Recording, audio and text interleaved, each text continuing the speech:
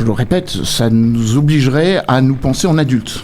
Je crois qu'il est important d'avoir à l'esprit que Donald Trump, ou en tout cas je pense, ou je l'espère en tout cas, que Donald Trump ne soit pas dans une logique d'une sorte de naïveté stratégique. Quoi qu'il arrive, les États-Unis resteront un allié fidèle d'Israël. Alors que tous les médias français étaient persuadés d'une défaite de Donald Trump, nous avons su voir l'ampleur du phénomène Trump. Nous en avons fait un magazine, un documentaire, nous nous sommes rendus sur place. Et hier, jour de l'élection, nous avons clôturé un live de plus de 24 heures en direct, que ce soit sur Twitter, sur YouTube, sur notre application mobile. Commandez notre magazine, téléchargez l'application mobile et surtout abonnez-vous à Frontières pour tout comprendre. Alors, je serais bien incapable de répondre à cette question. Par contre, je peux évoquer les tendances. Les tendances consistent à penser que cette élection sera aussi indécise que la précédente et qu'il y aura du suspense et que d'une certaine manière, la manière dont nous voyons ici en France les élections est radicalement différente de la manière dont elle est pensée aux États-Unis, d'ailleurs radicalement différente entre les différentes côtes, et les différentes appréciations qu'on a vis-à-vis du candidat.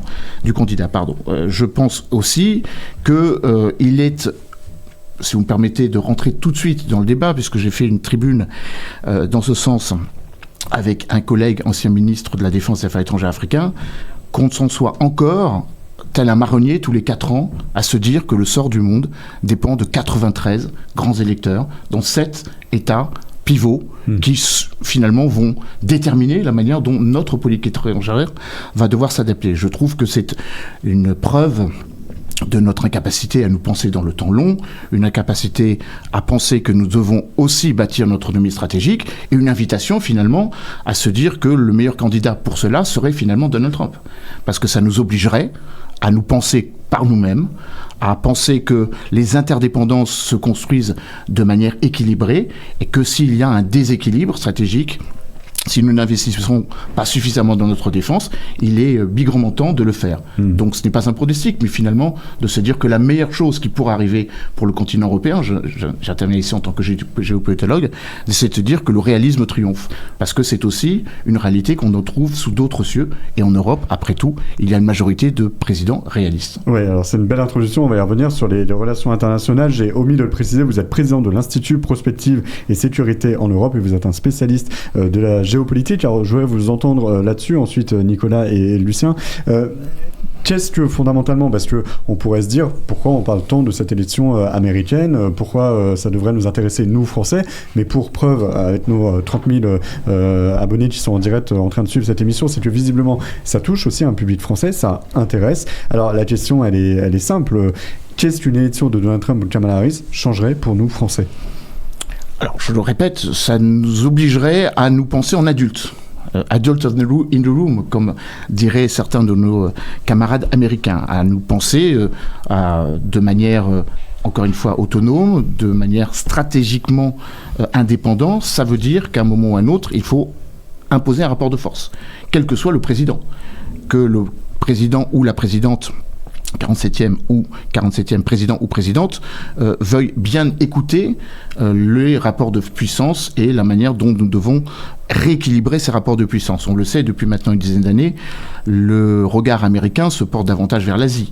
La question du containment, chère à l'ancien ministre des Affaires étrangères Brennan, la politique visant à limiter la capacité de nuisance d'États qui sont des contendeurs en matière de relations internationales, l'Union soviétique jusqu'en 1991, la Russie et désormais la Chine, nous oblige aussi à penser que nous ne sommes plus aussi essentiels aux relations internationales. Donc il faut réaffirmer un rapport de force.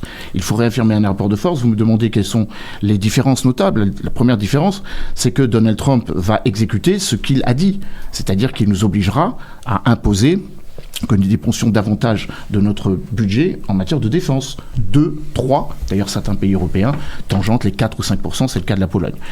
Il faudra aussi que l'on sorte du mythe selon lequel on peut finalement déléguer aux États-Unis une responsabilité qui est la nôtre. Ce qui se passe en Ukraine nous touche, nous, parce que c'est à nos frontières, à moins de 1000 km, et non pas de part et d'autre de l'Atlantique. Il faudra aussi penser que notre profondeur stratégique nous appartient, et que quand on pense à notre relation au continent africain, quand on pense à notre rôle au Proche et au Moyen-Orient, il ne faut pas décliner ou traduire une politique étrangère qui est menée par d'autres, mais bien la définir par nous-mêmes. Après, la question, c'est dans quel cadre ? Cadre d'une souveraineté nationale ou cadre plus large d'une souveraineté européenne dont on voit bien les failles et les difficultés à la mettre en application. Et puis, dernier élément, je crois que c'est un élément déterminant, c'est le style de présidence. Il faut que nous rentrions aussi dans la logique, et je crois que Donald Trump, de ce point de vue-là, a un avantage significatif sur Kamala Harris, de penser que la politique tout court et la politique étrangère ne sont pas seulement l'apanage des États. Il y a des différents acteurs, les acteurs privés. Je rappelle que le secteur de la tech aux États-Unis, c'est 1100 milliards de capitalisation financière de dollars. 1100 milliards de dollars. Donc ça veut dire qu'à un moment ou à un autre, il faut qu'il y ait une sorte de polymorphisme du système international dans lequel les États et les acteurs privés, Elon Musk l'a démontré, doivent être pris en compte parce qu'on ne peut plus seulement partir du principe que les relations internationales sont que des relations entre États. Alors, Nicolas Cloutier, vous qui défendez ardemment Donald Trump, qu'est-ce que vous diriez là aux 40 000 Français qui nous écoutent pour leur signifier l'importance, selon vous, que Donald Trump soit élu pour nous Français ? Oui, mais je pense que Donald Trump, de par son bilan, a montré que c'était le candidat de la paix. C'est non seulement le candidat, mais c'était le président. Il s'est fait élire sur une ligne isolationniste et il a tenu cet engagement. On le disait, c'était le candidat des promesses tenues. Là, il est resté ferme sur cette ligne de défense où il n'a pas créé de nouveaux conflits. C'était la première fois que ça s'était produit en 40 ans. Vous voyez, tous les présidents américains, même Barack Obama, tout prix Nobel de la paix qui soit, a déclenché les guerres sous son mandat. Donc il y a cette logique de dire que les intérêts des Américains et les intérêts économiques et que nos partenaires économiques passent par un monde sûr pour un monde prospère. Donc ça, c'est vraiment la ligne sur laquelle il va s'efforcer de déployer. Et il intervient, s'il revient à la Maison-Blanche, dans un monde qui est un peu à feu et à sang dans différents hotspots dans le monde, c'est-à-dire la Russie, l'Ukraine, le Proche-Orient, la mer Rouge, vers laquelle il va devoir imposer son réalisme et injecter une nouvelle énergie autour de la table des négociations. On l'a vu, sous son mandat, non seulement il n'a pas déclenché de guerre, mais il n'y a pas eu d'invasion de pays voisins et il n'y a pas eu de satellites de l'Iran ou d'États terroristes qui prospéraient.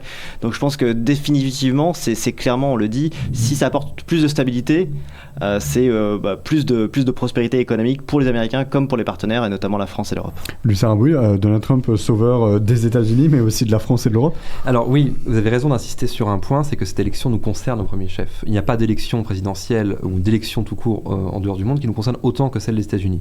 Et c'est une incongruité que notre sécurité, notre avenir, notre souveraineté dépendent des électeurs du Michigan, des électeurs de la Géorgie ou de l'Arizona. Vous parlez de l'extraterritorialité du droit américain. Il faut comprendre comment fonctionne cette extraterritorialité. Pourquoi la BNP Paribas a dû payer 4 milliards de dollars d'amende aux États-Unis ? Parce que la BNP Paribas utilise le dollar. Parce que tous les États, pour leurs réserves, pour leurs transactions, utilisent le dollar et que, désormais, le droit américain s'applique à toute nation qui utilise la monnaie américaine. C'est-à-dire, en fait, toute nation, puisque cela reste à hauteur de 80% la nation favorisée pour les transactions entre pays qui n'ont pas la même monnaie. Par ailleurs, l'Europe, aujourd'hui, est une colonie numérique américaine. Or, l'extraterritorialité du droit américain s'applique également pour tout le domaine du numérique, ce qui permet notamment l'espionnage, et pas seulement pour des raisons de sécurité. Le Cloud Act, qui avait été voté par le Congrès américain en 2021, je crois, ou 2019, autorise le département d'État américain à espionner toute correspondance sur des prétextes sécuritaires. Mais on sait que cela sert aussi, on le sait grâce notamment à Edward Snowden, que cela sert aussi pour l'espionnage industriel. Donc effectivement, cette élection est décisive. Et une partie de notre avenir va se jouer lors de cette élection. Donald Trump a tenu un discours très clair avant son élection, pendant sa présidence. Que dit-il à Varsovie en 2017 ? Il dit « L'Amérique défend un lieu géographique qui s'appelle l'Ouest. Elle défend une civilisation, elle défend aussi des intérêts dans le cadre d'une coalition. Elle ne confond pas ses intérêts avec ceux du monde. » Ce faisant, que la politique américaine change ou pas radicalement avec Donald Trump, qu'il quitte ou non l'OTAN, qu'il réussisse ou non à faire la guerre en Ukraine, faire la paix en Ukraine bien sûr, il aura au moins le mérite de la franchise. Lorsqu'il époussetait les pellicules d'Emmanuel Macron, il spécifiait la réalité de la relation transatlantique. C'est une relation de soumission, c'est une relation qui n'est pas égalitaire, alors que les présidents américains, notamment démocrates, avaient tendance à passer la pommade, ils avaient tendance à dire « nous sommes d'égal à égal, c'est un partenariat ». Donald Trump avait ce mérite de ne pas confondre ses intérêts avec ceux du monde. Peut-être plus que d'isolationnisme, on pourrait parler d'unilatéralisme. Donald Trump dit « je défends ma souveraineté, mes intérêts vitaux, et pas finalement une espèce d'humanité irénique comme pouvaient le faire auparavant certains présidents. Julien, tu voulais réagir ? Oui, je pense que la France, malheureusement, est un État satellite des États-Unis. On est sous domination américaine sur deux dimensions.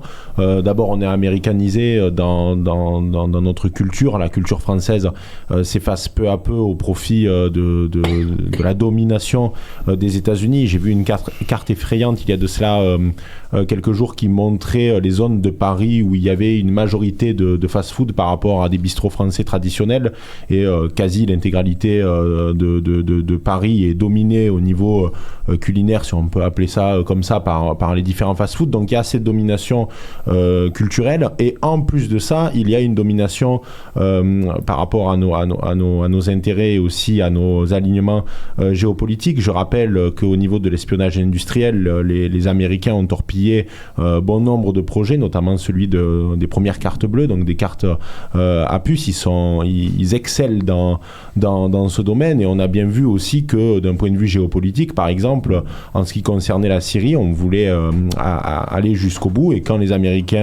Barack a dit non, vous rentrez à la maison, eh bien on est rentré bredouille. Donc comme l'a dit monsieur Dupuis, en fait cette élection elle nous met face à nos propres contradictions et à nos propres failles. Donc soit on change radicalement de posture, mais je n'y crois pas vraiment, ou soit on continue à être des États satellites, ce que je crois fondamentalement. Alors, comparaison n'est pas raison, comme on a coutume de dire, mais je crois que c'est le style de présidence qui est important d'avoir à l'esprit. Les États-Unis ont toujours eu une tentation de l'isolationnisme. Maintenant, il y a deux formes d'isolationnisme, le wilsonisme et le jacksonisme. Alors le jacksonisme est, je crois, celui qui correspond le mieux, vous me corrigerez si je me trompe, à la personnalité de Donald Trump.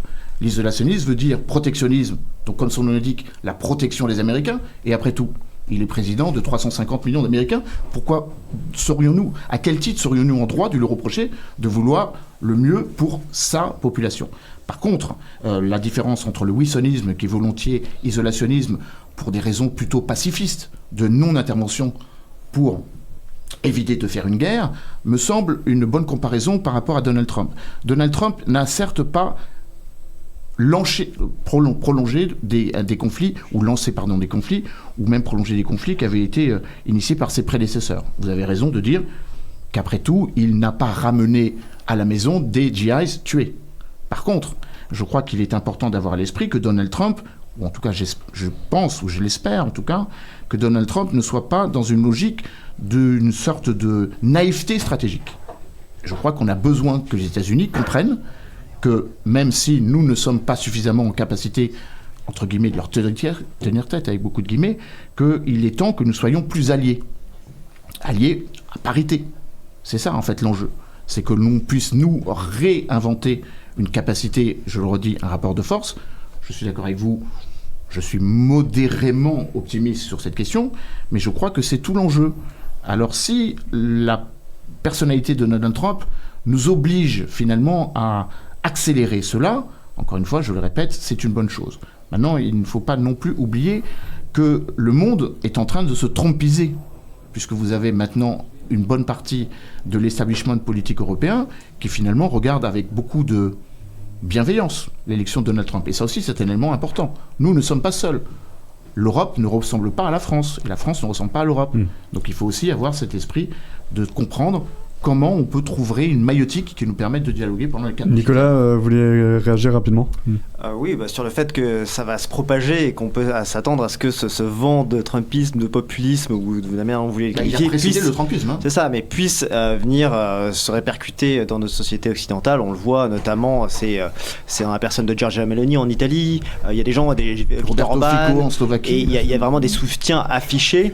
Alors je pense qu'il y en a qui attendent et qui peut-être se prononceront une fois qu'il sera élu, parce que là, on sent que les gens sont un peu sur la défensive. Les soutiens politiques des différentes formations politiques, ne serait-ce qu'en France, ne le font pas de manière très très explicite, mais il y en a, et je pense qu'il y a une vraie demande de la part de notre société française qu'on puisse avoir un trumpisme à la française. Messieurs, j'ai plein de questions à vous poser, mais on est en direct, on a des changements de journalistes en cours de plateau. Guillaume Fouto nous a rejoint pour un flash. C'est parti, jingle. Frontières, le flash. Guillaume Foucault. Donald Trump se dit confiant après avoir voté en Floride. Il affirme reconnaître sa défaite si l'élection est juste, tout en indiquant que les républicains avaient une très grande avance. Dans une émission sur une radio locale en Géorgie, Kamala Harris exhorte les Américains à sortir voter. Elle précise que ce scrutin est un point d'inflexion sur deux visions très différentes de l'avenir de la nation. En Géorgie, justement, le secrétaire d'État Brad Raffensperger signale 2 alertes à la bombe. Dans 2 bureaux de vote, selon lui, la source de ces alertes sont d'origine russe. Les 2 lieux ont été évacués pendant 30 minutes. Un homme arrêté par les forces de l'ordre au Capitole à Washington, selon les premières informations. Il sentait l'essence et était en possession d'une torche et d'un pistolet de détresse.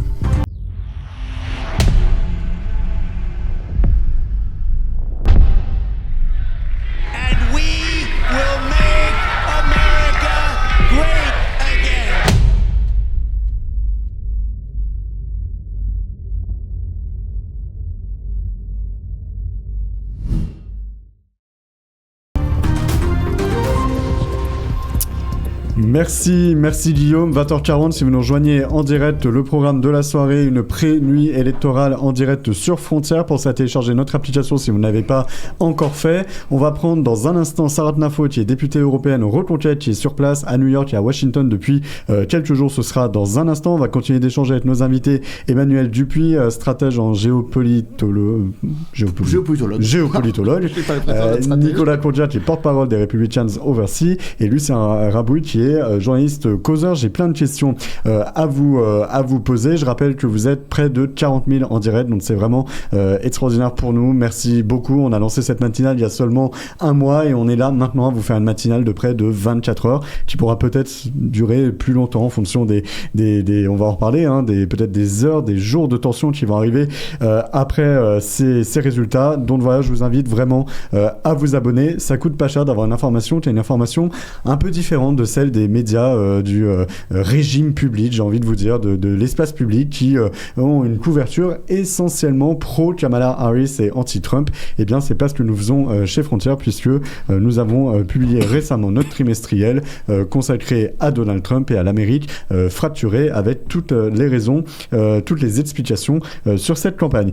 Je reviens, messieurs, sur le sujet qu'on abordait juste avant ce flash. On parlait de Donald Trump, sauveur du monde quasiment, qui pourrait arrêter des guerres. Alors, il y en a une qui nous vient évidemment tous à l'esprit, c'est la guerre à Gaza.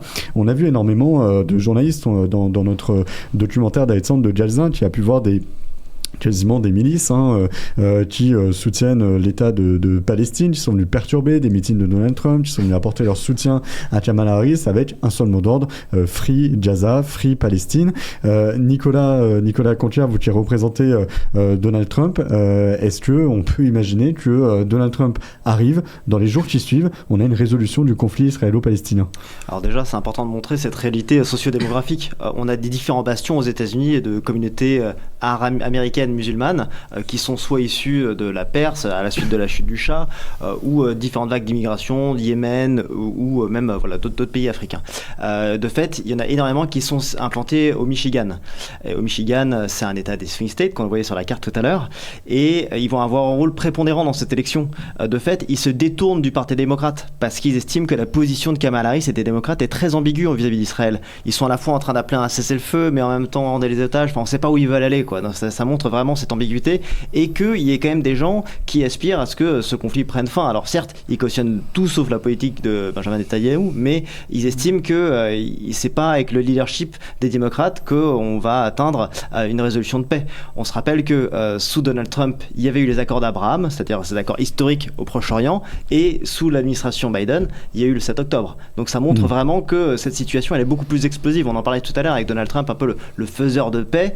Il y a vraiment ce côté, et je pense qu'en l'occurrence, c'est peut-être plus biaisé, mais je vous dis un petit peu l'approche que Donald Trump aurait vis-à-vis du Proche-Orient, parce qu'il faut rappeler quand même qu'Israël, c'est un allié historique depuis sa création des États-Unis, et qu'il y a une vraie volonté d'obtenir un processus de paix grâce à une victoire totale sur les adversaires d'Israël. Donc au moins, la position, elle est claire, elle est tranchée, alors que la démocrate, comme je disais, est plus ambiguë et prête à confusion, et c'est ce qui fait que les démocrates se détournent et iront apporter leur soutien à une tierce candidate, Jill Stein, qui peut coûter la victoire à Kamala Harris, comme ça avait été le cas en 2016. Même si elle a 30 000 voix, ça peut faire basculer un État. Alors, Emmanuel Dupuis, je vais vous faire réagir, mais avant, alors je vais peut-être vous apprendre ou pas, certainement pas, messieurs. Vous savez, Kamala Harris, j'ai découvert qu'elle avait été à l'hôpital juif dans son enfance, puisque sa mère travaillait à l'hôpital juif. Et j'ai découvert que les démocrates, certains, reprochaient à Kamala Harris, alors qu'elle représente l'État américain, qui est plutôt ami d'Israël, de ne pas être suffisamment sioniste, en quelque sorte, de ne pas être suffisamment proche de la question d'Israël.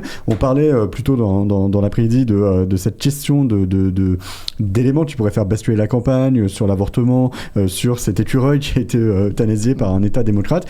Est-ce que le rapport à Israël, on voit en France à quel point ça cristallise des tensions, est-ce qu'aux États-Unis, ça pourrait faire basculer la campagne ?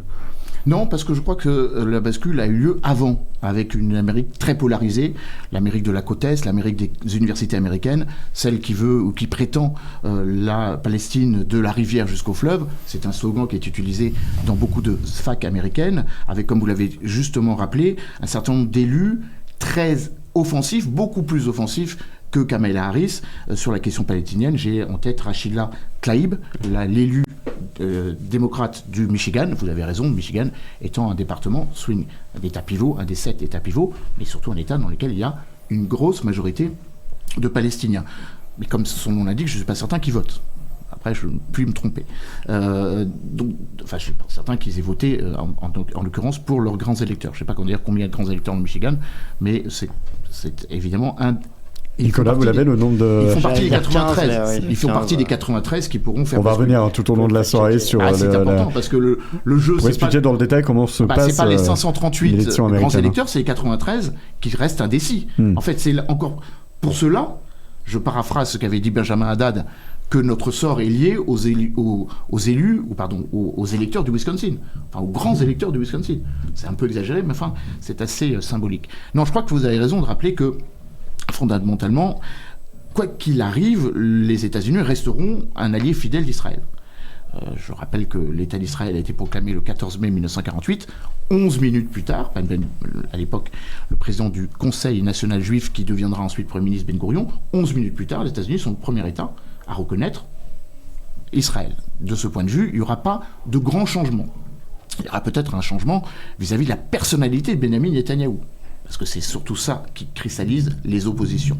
Mais que ce soit Kamala Harris ou Donald Trump, ils ont intérêt, l'un et l'autre, à ce que ce conflit s'arrête le plus vite possible. D'ailleurs, Donald Trump avait été insistant auprès de l'administration de Netanyahou pour qu'elle se termine avant le processus électoral. On a bien vu que Benyamin Netanyahou n'a même pas entendu cela, puisqu'il a récusé non seulement le cessez-le-feu qui était proposé conjointement par la Grande-Bretagne, par le Premier ministre Keir Starmer, par le président Macron et le président Biden, mais il n'a pas non plus entendu les demandes incessantes de Donald Trump qui sentait que ça allait perturber sa campagne. Vous avez raison aussi de rappeler qu'il y a une grande fraternisation, voire une grande conciliation entre le messianisme des églises évangéliques qui sont les soutiens, j'allais dire, populaires, c'est-à-dire la mamelle du MAGA, du Make America Great ou du All for America, et la mission du sionisme. Deux pays qui estiment qu'ils sont dans un environnement contraint, avec la pression migratoire pour les États-Unis et la logique de l'environnement qui a été hostile. Bien évidemment, les accords d'Abraham sont venus un peu normaliser tout ça, avec la logique de la conquête. Les États-Unis et Israël ont toujours cette notion de la colonisation, je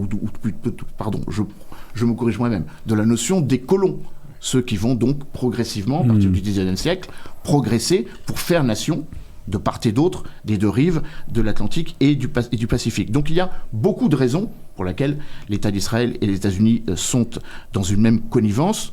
Dernier point, comme je l'ai rappelé, je suis enseignant en géopolitique. Si vous regardez le nombre de résolutions, le nombre de vétos que les Américains ont brandis, sur les 90 vétos, la moitié, strictement la moitié, 45, ont été pour défendre Israël. Donc de ce point de vue-là, je serais plus modéré sur les changements. Il y aura sans doute peut-être un peu plus de pression de la part de Donald Trump sur le Liban. Pour la raison simple, c'est que Donald Trump a parfaitement compris que c'est une ligne rouge qui nous concerne, qui nous, Européens, concerne, puisque nous avons 950 militaires français qui sont présents dans le cadre de la FINUL, qui a concerné les Italiens. Je crois que Mme Meloni exprimé d'une certaine façon sa grande impatience à ce que ce conflit ne se produise pas plus longtemps et qu'on aboutisse à un double cessez-le-feu au Liban Sud et à Gaza. Alors, avant de prendre notre invitée Sarat Nafo, députée européenne reconquête en direct, à laquelle vous pourrez d'ailleurs poser également vos questions, Lucien Rabouille, est-ce que pour Make America Great Again, il faut Make Israel Great Again? Alors, ce que disait Nicolas Conquer concernant la carte électorale aux États-Unis est très intéressant. Obama, en 2008, avait pris des positions pro-israéliennes très radicales. Il avait dit devant l'EPAC, le lobby pro-israélien aux États-Unis, Jérusalem ne peut être qu'une, et on ne peut pas diviser la terre d'Israël. Pourquoi il l'avait fait? Notamment car il avait besoin des électeurs de confession juive en Floride, qui étaient autour de 4 ou 5%, ce qui forçait les candidats, y compris démocrates, qui auraient pu avoir des positions plus modérées que les républicains sur cette question, à néanmoins être fermes et intransigeants. Et c'était le cas de John Kerry, et c'était le cas de Bill Clinton. Aujourd'hui, la Floride n'est plus compétitive. Ce qui est compétitif, ce sont effectivement des États où il y a une importante minorité arabo-musulmane, laquelle est courtisée à la fois par les démocrates et par les candidats indépendants. Cependant, il y a également un élément, pourrait-on dire, de clientélisme chez les républicains, c'est effectivement ce messianisme évangélique. Un certain nombre d'évangélistes américains pensent que la parousie, le retour du Christ, dépend effectivement d'une présence juive et de l'unité de la Terre Sainte. Ça aurait motivé, dit-on, le transfert de l'ambassade de Tel Aviv à Jérusalem. Ce qui par contre va avoir de l'effet, c'est les actions antisémites et anti-israéliennes de l'ultra-gauche sur les campus américains. Le wokisme, depuis 2 ou 3 ans, du fait de ses excès, est plutôt une force en recul aux États-Unis. Le président de l'université de Pennsylvanie et le président de l'université de Harvard ont dû démissionner récemment car ils avaient été incapables de prévenir et de condamner les débordements antisémites. Régulièrement, des présidents d'université se font auditionner au Congrès, et lorsqu'on leur demande si de tels actes contreviennent au règlement intérieur, eh bien, ils répondent tout bonnement, ça dépend du contexte. Alors là, vous imaginez que les sénateurs républicains, et aussi certains sénateurs démocrates, les descendent complètement. Les actes antisémites et les violences religieuses, dans un pays comme les États-Unis, qui a, comme vous l'avez rappelé, une fraternité d'armes avec Israël, et qui a aussi une longue tradition de liberté religieuse, répugnent au public américain. Et la complaisance de certains milieux de la gauche américaine leur revient en boomerang. Alors, j'en profite avant de prendre Sarat Nafo pour une bonne nouvelle. On a un de nos reporters de frontières qui a pu arriver à Washington et qu'on pourra voir en direct toute la soirée.